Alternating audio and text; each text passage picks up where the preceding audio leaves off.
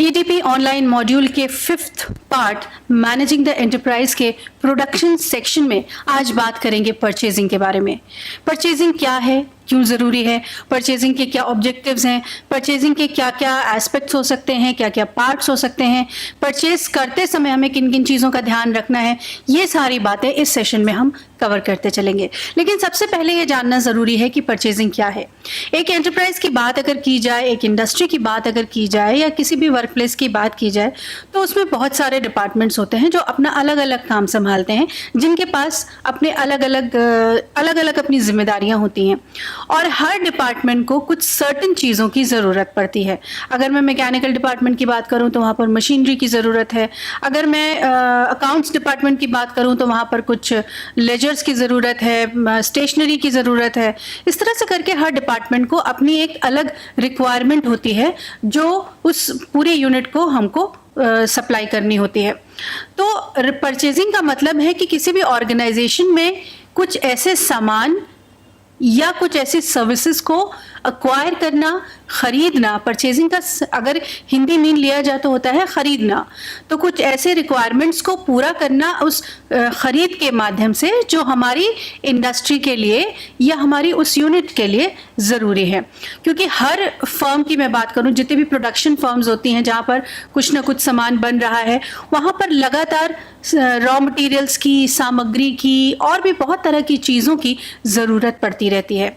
जैसे कि मैंने अभी आपको बताया कि स्टेशनरी से रिलेटेड भी हो सकता है, फर्नीचर से रिलेटेड भी हो सकता है, या टाइमली जो चीज़ें हमको प्रोडक्शन में ज़रूरत पड़ती हैं उनको एक्वायर करने के लिए हमको परचेजिंग की ज़रूरत पड़ती है। और ये परचेजिंग रॉ मटेरियल की भी हो सकती है। अगर कपड़े बन रहे हैं किसी फैक्ट्री में तो किस तरह के कपड़े बन रहे हैं, उस कपड़े के लिए रॉ मटेरियल में किस कपड़े की ज़रूरत है। मान लीजिए हम रेडीमेड गारमेंट्स की बात करते हैं और शर्ट्स बना रहे हैं, लेकिन शर्ट बनेंगी तभी तो ना जब हम उस कपड़े को खरीदेंगे। तो कपड़ा रॉ मटेरियल हुआ जिसको परचेज करना हमारी नेसेसिटी है। साथ ही साथ स्पेयर पार्ट्स हैं या और भी छोटी छोटी चीज़ें हैं जिनकी रिक्वायरमेंट हमको ऑर्गेनाइजेशन में पड़ती रहती है। अब परचेजिंग मैनेजर डिप्यूट किया जाता है हर इंडस्ट्री में, जिसका काम ये होता है कि वो हर डिपार्टमेंट में जिन चीज़ों की रिक्वायरमेंट है उनकी प्रॉपर लिस्टिंग करे, उनकी प्रॉपर एक जो रिक्वायरमेंट है उस पर वॉच रखे और उन सारी चीज़ों को खरीदने के बाद डिपार्टमेंट की रिक्वायरमेंट्स को फुलफिल करे। आगे बढ़ते हैं, जानते हैं कि परचेजिंग के ऑब्जेक्टिव्स क्या हैं, क्या क्या उद्देश्य लेके इस परचेजिंग की जो रिक्वायरमेंट है वो आती है। सबसे पहली बात तो कि हमको जो सामान खरीदना है, अगर एक डिपार्टमेंट में किसी एक ख़ास व्यक्ति को डिप्यूट किया गया है तो इसका मतलब कि वो उस स्किल में एक्सेल करता है, और अगर एक्सेल करता है तभी वो उस रिक्वायरमेंट को फुलफिल कर पाएगा। तो यहाँ जिस तरीके की सामग्री को ख़रीदा जाना है उस सामग्री की जो एक्चुअल रिक्वायरमेंट है उसको सेटिस्फैक्टरीली पूरा कर रहा हो उस परचेज को, सबसे पहली बात तो ये। दूसरा कि जो हमारे सप्लायर्स हैं, हम जब भी सामान खरीदने जाएंगे तो किसी न किसी सप्लायर से खरीदेंगे, तो हम उससे प्रॉपर नेगोशिएट करना जाने, मोल भाव करना जाने। क्योंकि हमारा एम ये होता है कि हम जिस भी कंपनी में काम कर रहे हैं फाइनेंशियली उसको कम से कम लगाना पड़े या कम से कम लॉस में वो रहे। इसलिए ज़रूरी है कि हम नेगोशिएशन स्किल्स के बारे में भी जानते चले। कोऑर्डिनेशन विद अदर डिपार्टमेंट्स, जितने भी डिपार्टमेंट्स हैं, कभी कभी एक रिक्वायरमेंट जो है वो दूसरे से रिलेटेड होती है। कई डिपार्टमेंट्स हैं तो हर डिपार्टमेंट की नीड्स को समझना, ज़रूरत को समझना, टाइमली उन रिक्वायरमेंट्स को पूरा करना बहुत ज़रूरी है। और ये तभी हो सकता है जब हमारा मैनेजमेंट जो है ये बहुत प्रॉपर हो। तो एक परचेजिंग ऑफिसर के लिए या एक परचेजिंग मैनेजर के लिए इन चीज़ों को ध्यान में रखना बहुत ज़रूरी है। कंटिन्यूअस एंड रेगुलर सप्लाई, जब हम प्रोडक्शन में होते हैं तो कहीं पर भी सिर्फ मटेरियल की वजह से हमको टाइम का लॉस नहीं होना चाहिए। ऐसा ना हो कि हमारे पास सामान ख़त्म हो जाए और हम प्रोडक्शन के लिए बैठे हों। तो यहाँ पर ये जानना बहुत ज़रूरी है कि हम कहीं पर भी इस तरह से लैक ना करें कि हमारा प्रोडक्शन रुक जाए और हम लॉस में आ जाएं। जितनी भी रॉ मटेरियल्स की या जिस भी चीज़ की हमको परचेजिंग करनी है वो टाइम के साथ पूरी होती चले, कहीं पर भी कोई रुकावट नहीं आनी चाहिए। टाइमली डिलीवरीज जो ऊपर एक पॉइंट छूट गया उसके बारे में भी बात करते चले। दोनों ही पॉइंट्स एक्चुअली एक दूसरे से जुड़े हुए हैं कि जिस चीज़ की ज़रूरत हमारे डिपार्टमेंट को है, जिस चीज़ की ज़रूरत हमारी यूनिट को है, उस चीज़ को टाइम पे डिलीवर करना या टाइम पे उसका डिलीवर होना या हमारे डिपार्टमेंट तक समय से पहुंचना बहुत ज़रूरी होता है। तो हमारे परचेजिंग का ऑब्जेक्टिव ये भी है कि जिस चीज़ के लिए हम काम कर रहे हैं वो हमको समय पर मिलती रहे, उसके लिए हमको वेट ना करना पड़े कि एक दिन 2 दिन हमारा प्रोडक्शन रुक गया तो हम कैसे काम करेंगे। मिनिमाइज्ड वेस्टेजेस, रॉ मटेरियल खरीदने के बाद या स्पेयर पार्ट्स खरीदने के बाद या फर्नीचर खरीदने के बाद या स्टेशनरी खरीदने के बाद हमको ये भी इसका भी अंदाज़ा बहुत प्रॉपरली रखना है कि हमने जो खरीदा है। मान लीजिए हमको 100 पेंसिल्स का ऑर्डर देना है। अब 100 पेंसिल्स में हमको ये ध्यान रखना होगा कि ये 100 पेंसिल्स जो हम ले रहे हैं इनका इस्तेमाल कितना है। अगर हमने बेवजह 100 पेंसिल्स का ऑर्डर दे दिया और डिपार्टमेंट में सिर्फ 60 पेंसिल्स की ज़रूरत है तो ये डेफिनेट है कि आप 60 की ज़रूरत है तो 65 ले लीजिए, 70 ले लीजिए, लेकिन अगर 30 एक्स्ट्रा आएंगी तो वो वेस्ट होंगी, और वो वेस्ट होंगी तो वो पैसा भी जो हमने लगाया है वो वेस्ट होगा। Same goes with raw material like clothes. अगर अभी जैसे शर्ट बनाने की बात की थी, हमको 100 मीटर कपड़ा चाहिए और हम 200 मीटर कपड़ा लेकर डाल देते हैं। कपड़ों के साथ एक चीज़ ये भी होती है कि टाइम टू टाइम फैशन बदलता रहता है, स्टाइल्स बदलते रहते हैं, तो वो 100 मीटर कपड़ा एक्स्ट्रा हमने सिर्फ इसलिए लेके डाल दिया कि ये सस्ता है थोड़ा, चलो लेके डाल देते हैं, बाद में काम आएगा, पर शायद हम यहीं पर गलती कर जाते हैं। हमको इनको सेगमेंट्स में बांटना होगा कि इतना टाइम इस पे, इतना टाइम इस पे। अगर हमारे पास टाइम बचता है परचेज करने का, अगर हमें रिक्वायरमेंट होती है आगे, तो हम उसको फिर से खरीद लेंगे, बजाय इस चीज़ को बल्क में इस तरह से लेकर रखने की कि ये वेस्ट हो जाए। इसके साथ ही साथ परचेजिंग ऑफिसर जो होता है, परचेजिंग मैनेजर जो होता है, उसको एक चीज़ और भी ध्यान में रखनी है कि जो भी चीज़ वो खरीद रहा है, जो अभी मोल भाव की बात हुई या नेगोशिएशंस की बात हुई, तो इतना नेगोशिएट ना किया जाए कि उस सामान की क्वालिटी ही गिर जाए। आप इस बात का ज़रूर ध्यान रखिए कि कोई चीज़ 100 रुपये में है तो 90 रुपये में ख़रीदिए, लेकिन 100 रुपये की चीज़ अगर हमको 40 रुपये में मिल रही है तो क्वालिटी पे ध्यान देना बहुत ज़रूरी होता है। अगर अच्छा raw material, quality raw material अपने उसमें प्रोडक्शन में नहीं लगाया जाएगा तो जो प्रोडक्ट बनकर बाहर आएगा उसकी क्वालिटी उतनी अच्छी नहीं होगी जितनी कि हमको हमारे स्टैंडर्ड्स पे चाहिए। तो control the quality of material, बात फिर वही है कि हम जो भी सामग्री खरीद रहे हैं उसको, उसकी जो क्वालिटी है उसको मेंटेन करना हमारे अपने हाथ में है। और साथ ही साथ एक पॉइंट ये आ रहा है कि हमको अवेयर रहना है, हमको जागरूक रहना है। दुनिया में हर दिन कोई नई चीज़ आ रही है, एडवर्टीजमेंट के थ्रू बहुत सारी चीज़ें हमें पता चल जाती हैं। हर दिन एक नया स्टाइल, हर दिन एक नई चीज़, हर दिन एक नई मशीनरी, कोई ना कोई ऐसी चीज़ जो उस मशीनरी को ज़्यादा बेहतर बनाती है, जो उसमें बिजली की खपत कम करती है, बहुत सारी ऐसी चीज़ें हैं। तो हमें अवेयर रहना है, हमें चीज़ों के साथ जागरूक रहना है, हमें जानते रहना है कि मार्केट में नया क्या आ रहा है जो हमारे प्रोडक्शन की कॉस्ट को रिड्यूस कर सकता है, जो हमारी बिजली की खपत को कम कर सकता है, जो हमारी क्वालिटी को मेंटेन कर सकता है। इन सारी चीज़ों पे भी नज़र रखना है। इस स्लाइड में देखेंगे आप परचेजिंग के जो प्रिंसिपल्स हैं वो क्या कहते हैं। राइट क्वालिटी, बहुत ज़रूरी है किसी भी चीज़ की क्वालिटी मेंटेन करना। राइट क्वांटिटी, ज़रूरत से ज़्यादा खरीद वेस्टेज में बदलती है, जिसको हमें रोकना है। राइट प्राइस, सही दाम नेगोशिएशन के साथ सही तरीके से इस्तेमाल करना। राइट टाइम, सही समय पर चीज़ों को अपनी यूनिट को प्रोवाइड कराना। सही जगह से सामान को उठाना। एंड सही सोर्स, यानी कि जिस भी आप एजेंट से सामान खरीद रहे हो या जिस जगह से भी, जिस दुकान से भी सामान खरीद रहे हो, जिस सप्लायर से सामान खरीद रहे हो, वो अपनी चीज़ों के साथ, अपनी क्वालिटी में, वो अपनी चीज़ों के साथ और अपनी क्वालिटी को मेंटेन करने में किसी भी तरीके की गुंजाइश ना बरतता हो। चलिए अब बात कर लेते हैं कि क्या क्या मेथड्स हैं परचेजिंग के। वैसे बड़ा अजीब लगता है सुनने में कि परचेजिंग के भी मेथड्स हो सकते हैं। आपके लिए यूजुअली क्या होता है, हम और आप सोचते हैं कि भाई परचेजिंग करनी है तो एक छोटी सी लिस्ट बनाएंगे, मार्केट जाएंगे, सामान लेंगे और चले आएंगे। लेकिन ये घर की बात है, घर एक बहुत छोटी यूनिट होती है। अगर बहुत बड़े लेवल पे बात की जाए, कि इंडस्ट्रियल लेवल पे बात की जाए, एक प्रोडक्शन यूनिट की बात की जाए, तो वहां पर ना जाने कितनी संख्या में चीजें बनती हैं।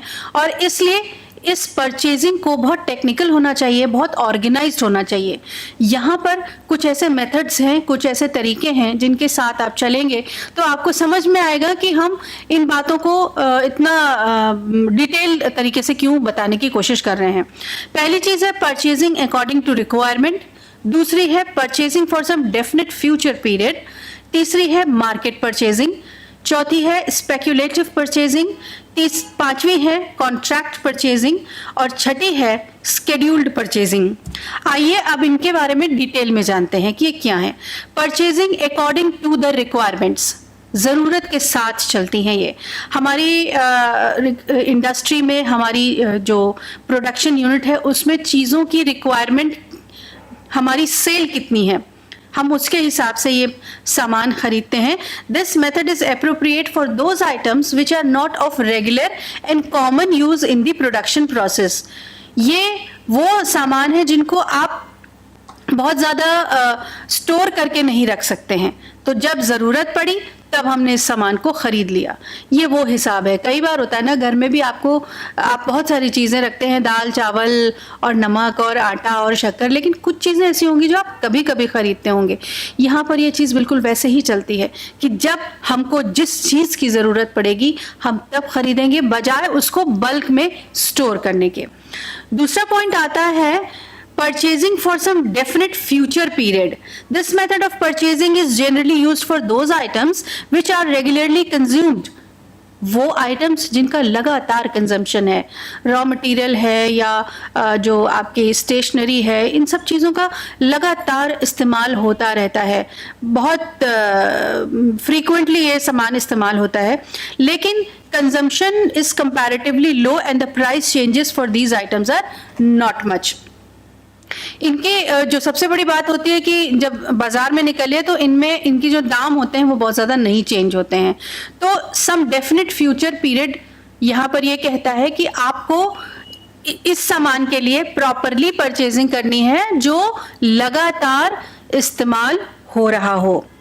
मार्केट परचेजिंग पे आते हैं। Purchase of goods usually in smaller quantities और in an emergency without contract और नेगोशिएशन। इमरजेंसी कभी भी आ सकती है, अचानक किसी सामान का खरीदना हो सकता है, और इस सामान को खरीदने के लिए जब हम मार्केट में निकलते हैं तो हम किसी पर्टिकुलर सप्लायर के पास जाएं या ना जाएं, हमको सामान तो खरीदना ही होता है।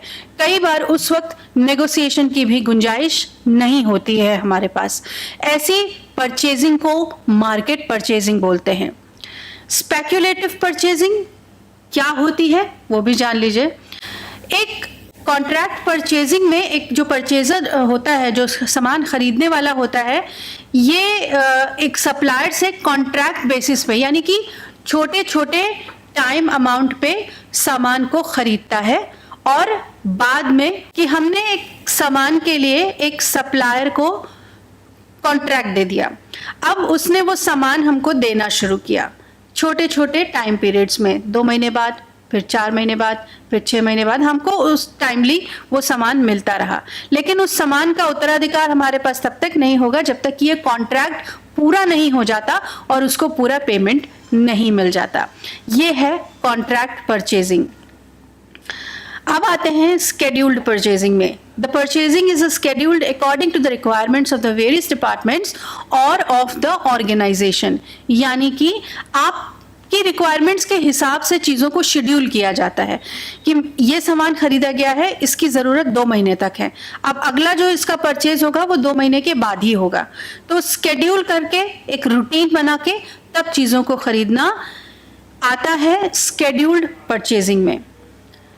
आगे बढ़ते हैं, जानते हैं कि परचेज के प्रोसीजर्स क्या क्या हैं। परचेजिंग प्रोसीजर जो इनफैक्ट रिपीट, आगे बढ़ते हैं और जानते हैं कि परचेजिंग प्रोसीजर के स्टेप्स क्या क्या हैं, क्या क्या चीज़ें हो सकती हैं जो हम ध्यान में रखते हैं जब हम परचेजिंग के लिए निकलते हैं। पहला है, various departments are requested to send their requirements on a proper requisition form.